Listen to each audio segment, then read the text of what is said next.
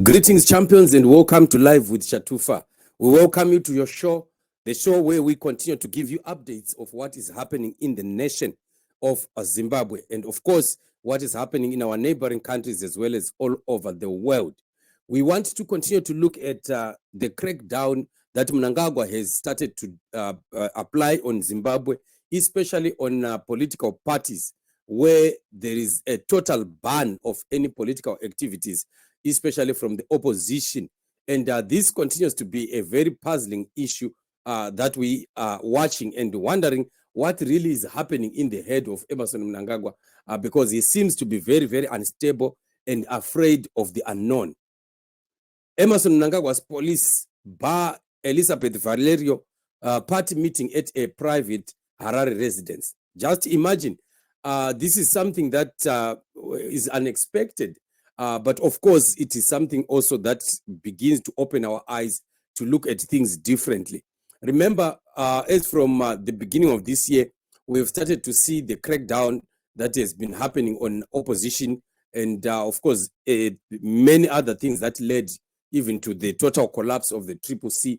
And until the CCC president, then Nelson Chamisa, ended up leaving and jumping ship, we saw that Mnangagwa was really coming hard on the opposition and wanting to make sure that he disturbs everything about the opposition.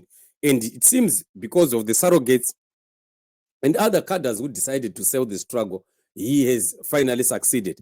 We have seen in the past week a gathering of the CCC. If you still remember, there was a video that was going around where some members, or whether they are leaders of the CCC, who were shouting Shabang Hoye, Shabang Hoye.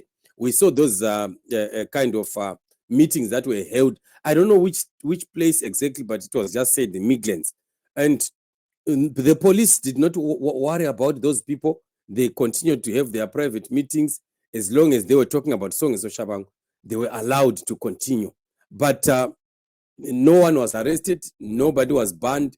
And but when it comes to others, it starts to show a different kind of treatment altogether, which is what I meant when I said the barring of Elisabeth Valerio is also opening our eyes to something.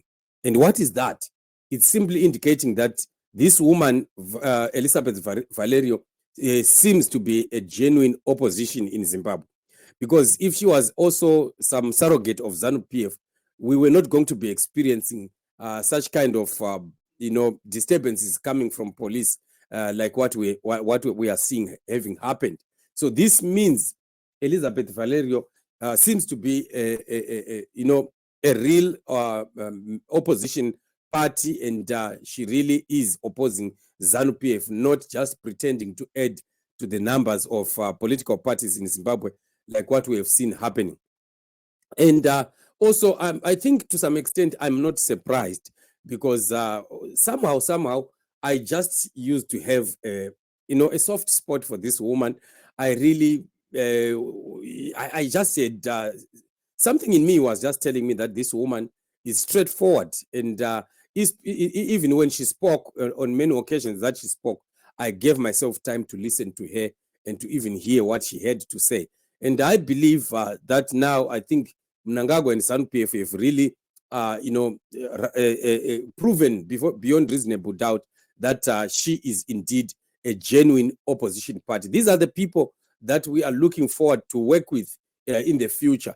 People that have proven that indeed they are not part of the Shabang debacle and the Ngube clan of those that have decided to sell their soul to the devil. So this is exactly what we are seeing happening, meaning that very, very soon we'll be able to know who is who. A report from Pindula says police have barred opposition United Zimbabwe Alliance, UZA, party from holding a meeting at a private venue in Harare on Sunday, citing concerns over potential demonstrations in the central business district. I don't know why Mnangagwa is still very jittery about demonstrations. Mnangagwa still feels like if people gather, there can be demonstrations at any time. Why is Mnangagwa feeling this way?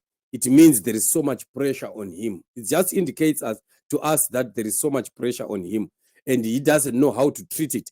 And at this point, Mnangagwa must be afraid, because in the event that there is a demonstration, and looking at the scenario that he faces right inside ZANU-PF, where many people in ZANU-PF are no longer happy with him, it might turn out ugly, very, very ugly. So no wonder he may want to make sure that nobody must spark the fire of ever demonstrating against him. He wants to make sure that he nips it in the bud and it doesn't happen at all, because it might escalate and get to levels where Mnangagwa won't be able to control it. So this is why he's so fearful, to the point that parties like UZA, parties that don't really show any kind of threat that much to him, especially when they want to hold rallies at a private residence, for Mnangagwa really to be sending all the arms of government to go and stop that kind of gathering, it really means quite a lot. It means we still have some genuine cadres in the opposition who are really opposing ZANU-PF, not only for the sake of opposing or for the sake of just adding a number to the opposition to bring in disturbances and messing up the whole situation, like what we've continued to see. So we are so happy indeed that this woman has finally been vindicated by Mnangagwa from being any one of those surrogates. And I think we should really be standing with her. These are people that if the change champion would want to have some alliances to do, these are people to consider, people like this Elisabeth Valerio. I remember when she went to South Africa and there was that meeting, you still remember, it was at Gotham House. What's the name of that house? Where Mnangagwa said, if you want to get Zimbabwe, you should go do what we did to remove Smith. You still remember that meeting? She said quite a lot. And it was one of the times that I really said, wow, this woman really has substance in terms of politics. She said quite a mouthful there. And I continued to regard her as one of those people that really are worth their salt in terms of standing to oppose ZANU-PF and to bring democracy to Zimbabwe. So this is what it is, family. Mnangagwa is panicking. He doesn't know what to do, who to stop, who to fight. Everyone is becoming an enemy, especially those that are genuine.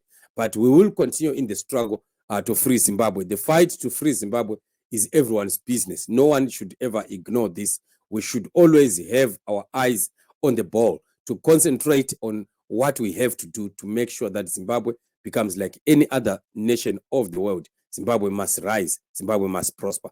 God is in it and freedom is coming. Thank you so much, family, for joining me on the show. Remain blessed till we meet again in the upcoming shows. Shalom.